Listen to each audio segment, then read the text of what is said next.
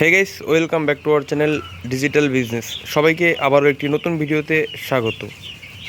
আজকের এই ভিডিওটি শুধুমাত্র যারা পোলট্রি ব্যবসা এবং পোলট্রি খামার করে তাদের জন্য, এবং মুরগি চাষ করে এই ভিডিওটি তাদের জন্য।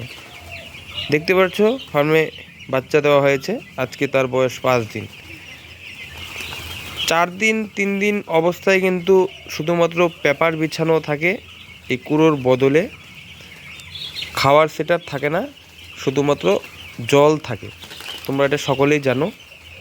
আজকে পাখির বয়স 5 দিন, তাই পুরো পেপার উঠিয়ে আমরা খাওয়ার সেটআপ বসিয়ে দিলাম। বসিয়ে দেওয়ার পরও কিন্তু আমরা মাঝে মাঝে পেপার দেওয়া রয়েছে, দেখতে পাচ্ছ। তার কারণটা আজ তোমাদের বলবো, কেন পেপারে পাখিকে খাওয়ানো হয়। এত খাওয়ার সেটআপ থাকার কারণ বা এত খাওয়ার সেটআপ থাকা সত্ত্বেও কেন এই পেপার আমরা বিছোবো, এবং পাখির এই 5 দিন 6 দিন বয়সে কি কি করা উচিত, কি কি করা উচিত না, আজকের এই ভিডিওতে তোমাদের সব কিছু দেখাবো এবং বিস্তারিত জানাবো। তো তোমাদের সবার প্রথমেই বলি, পেপারটা আমরা কেন দিই। পেপারটা দেওয়ার কারণ একটাই, পেপারটা দেওয়াতে আমাদের পাখির খুব ভালো হয়, তাই আমরা পেপারটা দিই। তবে কি কারণে দিই সেটাও বলবো। পাখি যখন দেওয়া হয় 2-3 দিন পর্যন্ত শুধুমাত্র পেপার দেওয়া থাকে উপরে, কুড়োটা ঢাকা থাকে। তার কারণ কুড়োটা যাতে পাখি খিদের সময় যাতে কুড়োটা না খায়, কুড়ো খেলে রোগ হয়ে যায়, কুড়োটা যেন না খায় পেপারের উপরে, তাই পাখিকে রাখতে হয়। এবং পেপারটার উপরে থাকলে পাখিটা অনেক সেফ থাকে। পেপারের মধ্যে খাওয়া দাওয়ার সময় খাওয়ার সেটআপ থাকে না। আমরা 3-4 দিন পর আমরা খাওয়ার সেটআপটা বসিয়ে দিই। জলটা শুরু থেকেই থাকে সেই সেটআপের মধ্যে। তো খাওয়ার সেটআপ বসানোর পরেও আমরা কেন পেপার বিছুই সেটা আজ বলবো তোমাদের।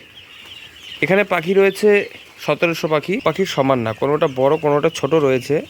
তো বড় পাখিগুলা খাওয়ার সেটআপ থেকে খাচ্ছে, ছোটোগুলো কিন্তু সেখানে খাচ্ছে না। তাই তারা না খেতে খেতে কিন্তু পাখি ছোটোই থেকে যাবে। তাই তাদের জন্য সেই পেপারটা বিছানো রয়েছে। তোমরা এই পেপারটা 10 দিন পর্যন্ত দিতে পারো, তারপর উঠিয়ে দিতে পারো।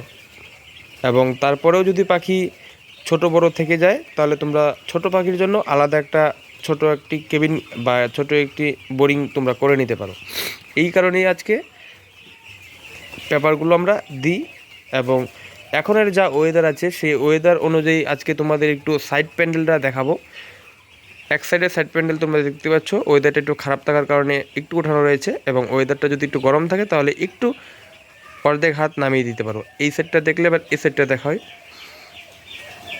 এই সাইডটা কিন্তু একদম বরাবর অর্ধেক রয়েছে, এটা অর্ধেকের থেকে একটু উপরে রয়েছে। তাই তোমরা ওয়েদার বুঝে সাইড প্যান্ডেলটা তোমরা মেনটেন করবে, নাহলে কিন্তু পাখির সর্দি এবং রোগ ব্যাধি হয়ে যাবে। সাইড প্যান্ডেলটা অতি অবশ্যই জরুরি, গুরুত্বপূর্ণভাবে তোমরা সাইড প্যান্ডেলটা দেবে। এবং আজকের এই ভিডিওটি এখানে শেষ করতে যাচ্ছি। তোমাদের যদি কোনো কোশ্চেন বা কোনো কিছু জানার থাকে আমাদের কমেন্ট করবে, আমরা নতুন ভিডিও তোমাদের দেওয়ার চেষ্টা করব। আগে অনেকেই অনেক কমেন্ট করেছে, তোমাদের জন্য নতুন ভিডিও আসছে কিছুদিন বাদেই। ধন্যবাদ সবাইকে।